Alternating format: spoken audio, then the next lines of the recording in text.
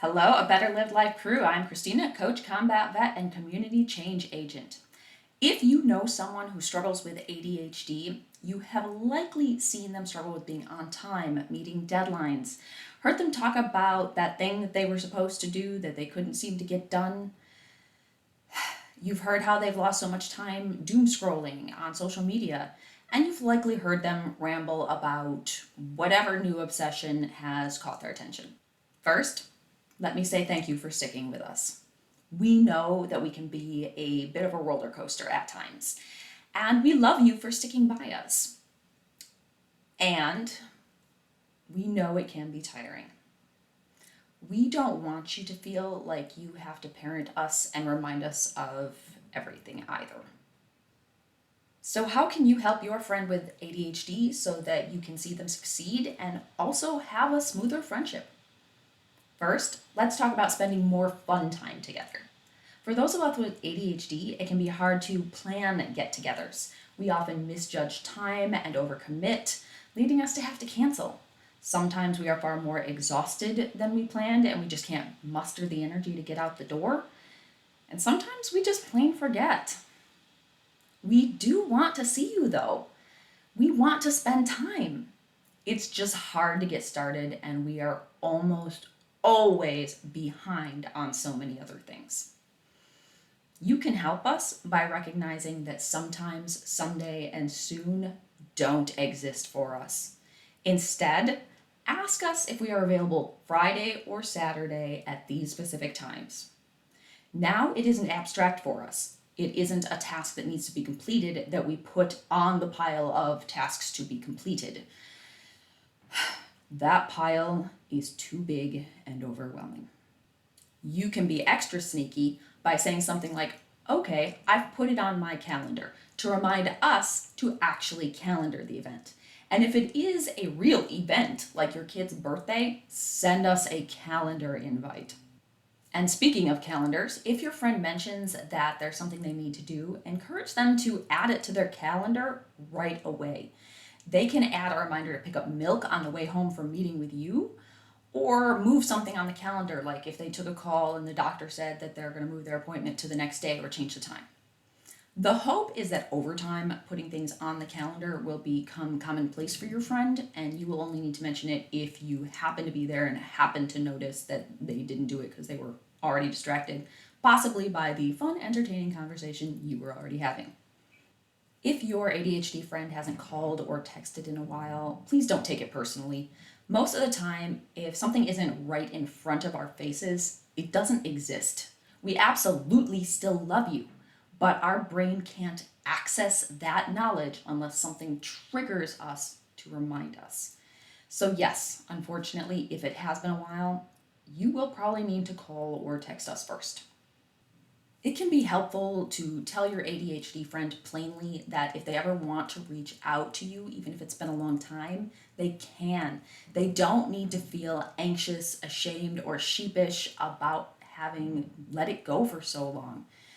You get that this is how their brain works and you won't take it personally. You're just happy that they reached out. If you help us to feel less awkward for having forgotten to reach out sooner, it will likely lead to reaching out more often.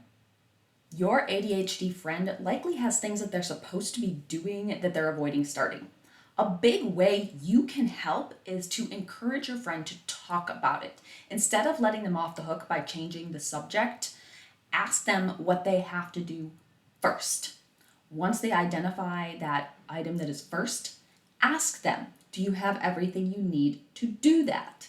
Keep going until the actual first step is identified, then gently remind them that they only have to do that one thing.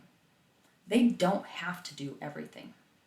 For those of us with ADHD, projects can often feel overwhelming because it's this giant blob in our heads. It is not an orderly set of steps to be taken. Helping us find the first step and reminding us that we can ignore the rest of the blob for now, that we only have to do that one thing, that can help us to get moving and restart the process. You have probably noticed that your ADHD friend struggles to start tasks.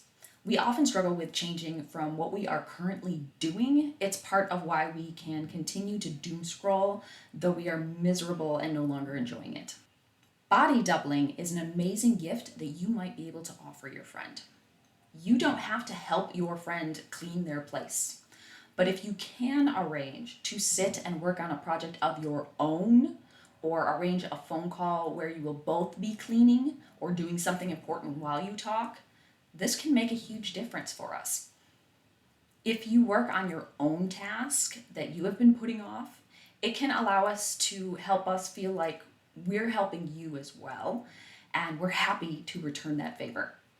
If you want to work out at home or go for walks and you know we need to do the same, it doesn't have to be a big thing where we try to get our schedules to match up and we try to figure out where to meet up to work out, though that is fun too. Instead, we could simply have a phone call and both be talking while we do our workouts. If the task is something that makes a lot of noise, like practicing an instrument, what about a muted video chat? After the agreed amount of time of each of us working on our thing, then we switch our mics back on and we ask each other how it went, and then we just move on and have a good, fun conversation like friends do. We don't want you to feel like you are responsible for us. We don't want you to clean up after us and remind us of our appointments. We want to be your friend. Don't feel like you have to help us clean or do a thing, but your mere presence can help us to get more of the task done while you work on something else. Simply knowing you are there can be an incredible gift. All of these recommendations do take some energy investment, but the rewards could be excellent. Most of the people in our lives don't know to do these things for us, so you could end up with a very loyal friend. And let's not forget, those of us with ADHD are very interesting. How could we not be when we are constantly jumping into new interests? We are happy to share that joy, excitement, and novelty in your life as well. I hope this gave you some ideas about how to improve your friendship and help your ADHD friend. We are happy to have you here and in our lives. Don't forget to like, subscribe, and share. Go forth and do great things.